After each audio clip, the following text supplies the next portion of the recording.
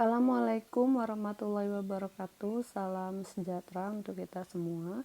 Baik, di pertemuan keempat mata kuliah tata kelola sistem informasi ini kita akan membahas tentang model dari tata kelola teknologi informasi ya. Jadi model ini kurang lebih sama seperti framework rangka kerja yang mana nanti akan membahas tentang bagaimana langkah-langkah kerangka kerja ya, apa yang harus kita lakukan dalam melakukan tata kelola teknologi informasi. Nah, di sini untuk model tata kelola teknologi informasi itu ada 4. Sebenarnya ada banyak, tapi saya ambil yang paling populer dan paling sering digunakan itu ada 4 ini. Yang pertama ada ITIL, the IT Infrastructure Library, lalu ada ISO, ada COSO, dan yang paling populer itu adalah COBIT ya. Control Objective for Information and Related Technology. Nah, ini ada 4 model IT governance yang akan saya bahas secara ringkas. Karena nanti untuk lebih detailnya itu adalah tugas kalian ya. Nah, yang pertama ada ITIL. ITIL dikembangkan oleh The Office of Government Commerce ya, suatu badan di bawah pemerintah Inggris dengan bekerja sama dengan The IT Service Management Forum dan British Standard Institute atau BSI. Nah, ITIL merupakan suatu framework atau model ya pengelolaan layanan teknologi informasi yang sudah diadopsi sebagai standar industri pengembangan industri perangkat lunak dunia. Jadi ITIL ini dia lebih kepada pengembangan industri perangkat lunak di dunia. Nah, masih ITIL. Jadi ITSM memfokuskan diri pada 3 tujuan utama. Yang pertama yaitu menyelaraskan layanan TI dengan kebutuhan sekarang dan akan datang dari bisnis dan pelanggannya. Lalu yang kedua, memperbaiki kualitas layanan-layanan TI dan mengurangi biaya jangka panjang dari pengelolaan layanan-layanan tersebut. Nah, ini adalah fokus-fokus yang menjadi tujuan utama dari ITSM.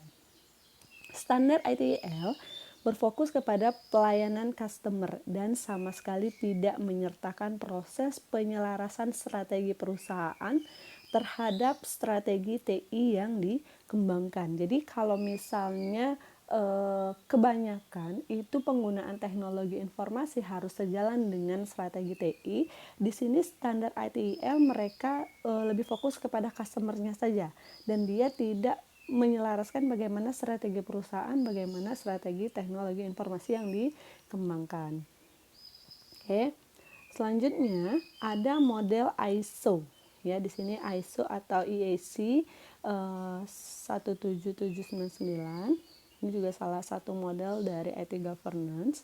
ISO ini dikembangkan oleh The International Organization for Standardization atau ISO dan The International Electronical Commission atau IEC. ISO ini bertujuan memperkuat 3 elemen dasar keamanan informasi. Kalau tadi lebih kepada customer, kalau misalnya ISO ini lebih kepada standar keamanannya ya. Yang pertama ada confidentiality, memastikan bahwa informasi hanya dapat diakses oleh yang berhak. Mereka memastikan bahwa yang bisa mengakses sebuah informasi dalam sebuah perusahaan terkait teknologi informasinya itu hanya orang-orang yang berhak ya. Yang kedua ada integrity, yaitu menjaga akurasi dan selesainya informasi dan metode pemrosesan. Yang ketiga availability, yaitu memastikan bahwa user yang terautorisasi mendapat akses kepada informasi dan aset yang berhubungan dengannya ketika memerlukannya. Jadi bagaimana informasi itu hanya diakses, lalu bagaimana akurasinya dan memastikan bahwa user yang terdaftar, yang terautorisasi, mereka yang hanya bisa mengakses informasi yang dimiliki oleh sebuah organisasi atau perusahaan ya. Nah, selanjutnya itu ada model COSO. Merupakan pendekatan dari Committee of Sponsoring Organization of the Tradeway Commission, sebuah organisasi di Amerika yang berdedikasi dalam meningkatkan kualitas pelaporan finansial, mencakup etika bisnis, kontrol internal, dan corporate governance ya. Nah, Ada beberapa dimensi. Jadi KUSU ini dia menekankan pada 3 komponen. Yang pertama, komponen kontrol KUSU. Jadi KUSU mengidentifikasi 5 komponen kontrol yang diintegrasikan dan dijalankan dalam semua unit bisnis dan akan membantu mencapai sasaran kontrol internal. Yang pertama itu ada monitoring, ya. Yang kedua information and communication, yang ketiga ada control activities, yang keempat risk assessment, yang kelima ada control environment, ya, tentang lingkungannya, bagaimana perusahaan terhadap lingkungannya. Lalu yang kedua tadi komponen, yang kedua ada sasaran kontrol internal. Sasaran kontrol internal dikategorikan menjadi beberapa area. Yang pertama operation, yang kedua financial reporting, yang ketiga compliance, ya.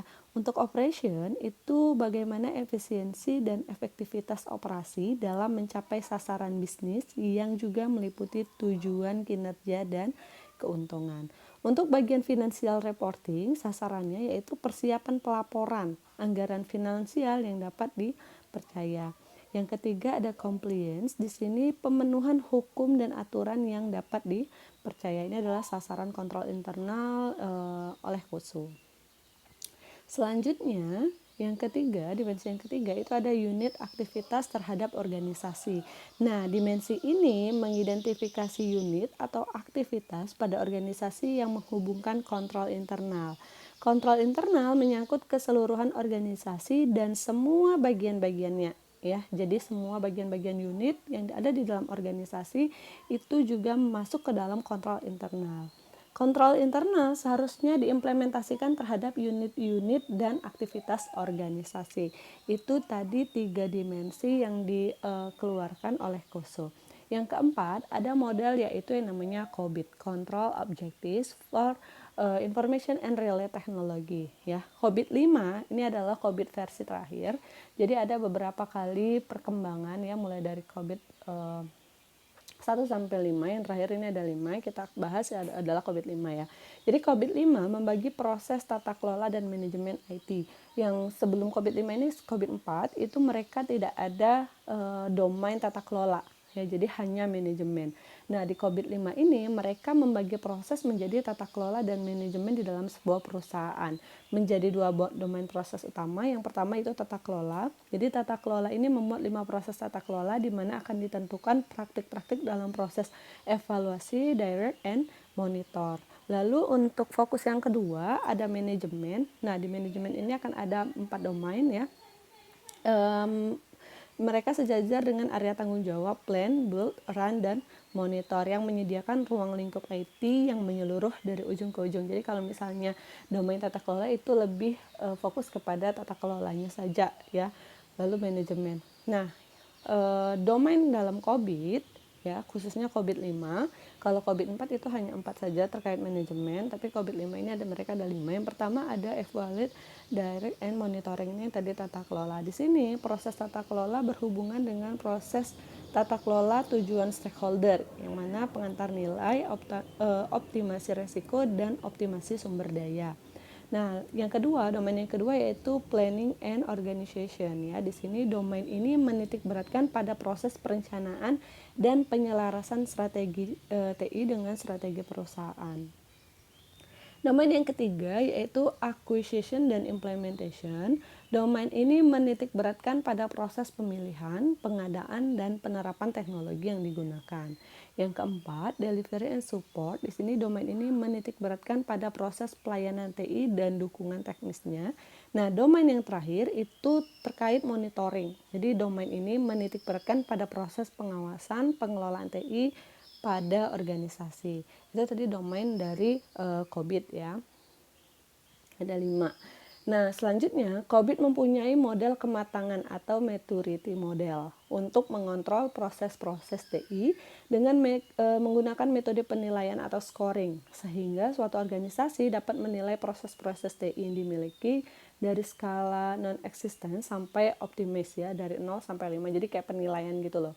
Jadi si COBIT ini mereka memiliki modal kematangan terkait dengan bagaimana teknologi di dalam sebuah perusahaan. Sama kurang lebih kayak kalian ngisi EDOM, itu kan evaluasi untuk menilai dosen. Nah, kalau COVID mereka juga punya scoring seperti itu, 0 sampai 5. Bagaimana keadaan teknologi informasi di perusahaannya itu dilakukan melalui scoring. Masih COVID juga mempunyai ukuran-ukuran lainnya seperti berikut. Yang pertama ada CSF ya, Critical Success Factor. Di sini mendefinisikan apa saja faktor-faktor kesuksesan untuk pengadaan teknologi informasi. Lalu ada KGI ya, masih juga mendefinisikan Key Goal Indicator ya, jadi tujuan indikator kunci tujuannya. Lalu yang ketiga Key Performance Indikator, terkait dengan bagaimana performance dari teknologi informasi di dalam perusahaannya.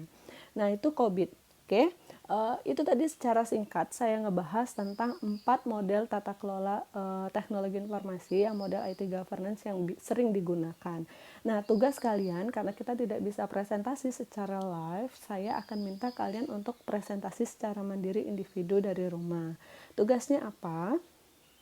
Yang pertama, kalian pilih salah satu model tata kelola yang telah dijelaskan. Jadi dari 4 tadi, kalian pilih salah satu model apa yang yang akan kalian kembangkan ya. Nah, selanjutnya kalian kembangkan model tersebut. Kalau tadi saya hanya membahas sekilas, saya tidak menggambarkan bagaimana kerangka kerjanya, apa yang dilakukan, bagaimana kebutuhan datanya, kalian tambahkan ya. Kalian hanya pilih salah satu model, kalian kembangkan, misalnya kalian tambahkan sejarahnya, bagaimana perkembangannya dari mulai model tersebut diciptakan, ditemukan sampai pada saat ini, apa kelebihannya, apa kekurangannya. Pokoknya kalian ulas. Boleh juga kalian bandingkan antara, misalnya kalian milih COVID nih, mau kalian bandingkan dengan model yang lain, boleh. Perbandingan antara COVID dan KUSU itu banyak, kalian boleh cari di jurnal, kalian boleh cari di buku ya, kalian cari di web. Saya sarankan jangan ambil di blog karena sumbernya kurang terpercaya, kecuali kalau blog itu menyertakan referensi. Nanti kalian cantumkan sumber referensinya ya, kalian kembangkan modelnya, kalian buat PowerPoint. Oke, misalnya kalian pilihnya KUSU nih, bagaimana sejarahnya, bagaimana perkembangannya, apa kelebihan kekurangannya, siapa yang menemukannya, itu kalian buat dalam bentuk PowerPoint ya. Lebih banyak nilainya lebih bagus. Jangan misalnya ya udah kalian copy aja dari slide saya, 1-2 slide kalian presentasikan, enggak ya. Jadi kalian kembangkan, lebih banyak nilai yang kalian tambahkan, kalian pengembangkan, itu nilainya lebih bagus. Tapi harus sesuai ya, jangan asal yang penting banyak aja, jangan. Nah, selanjutnya setelah kalian kembangkan, kalian buat di PowerPoint ya, kalian presentasi melalui rekaman video dengan menampakkan wajah kalian. Jadi kalian boleh rekam pakai kamera handphone, kalian bagaimana mempresentasikan. Kalau nggak punya infocus nggak apa-apa, pakai laptop aja. Jadi kalian buat bagaimana caranya ya, yang sering main TikTok, YouTuber pasti ngerti bagaimana caranya. Boleh juga kalian pakai PowerPoint, pokoknya bebas, yang penting bagaimana kalian mempresentasikan, ada materinya lalu kelihatan wajahnya. Boleh juga pakai aplikasi seperti YouTuber itu, ada video kalian kecil, muka kalian, lalu ada materinya. Boleh, mau kalian pakai ala-ala TikTok yang pakai buat video, slide-nya kalian jalankan pakai laptop, kalian tampilkan di laptop juga boleh, bebas, pokoknya kalian buat pakai video. Oke. Selanjutnya upload pada panel tugas absensi. Nanti saya akan seperti biasa, seperti pertemuan-pertemuan sebelumnya, akan ada absensi ya untuk tugas. Nanti kalian upload di sana. Jadi sekalian bisa saya nilai. Waktunya 1 minggu dan tidak ada toleransi keterlambatan pengumpulan. Jadi nanti akan saya kunci, saya kasih batas waktu 1 minggu. Untuk panel tugas absensinya itu 1 minggunya akan saya kunci. Jadi kalau kalian terlambat, kalian nggak bisa ngumpulin lagi. Oke, nah ini untuk tugas presentasi online. Kalau ada yang mau ditanyakan, boleh melalui grup WA ya. Grup WA kalian boleh tanyakan atau kolom komentar. Oke, di grup ya kalau mau ditanyakan, jadi temennya juga tahu apa yang ditanyakan.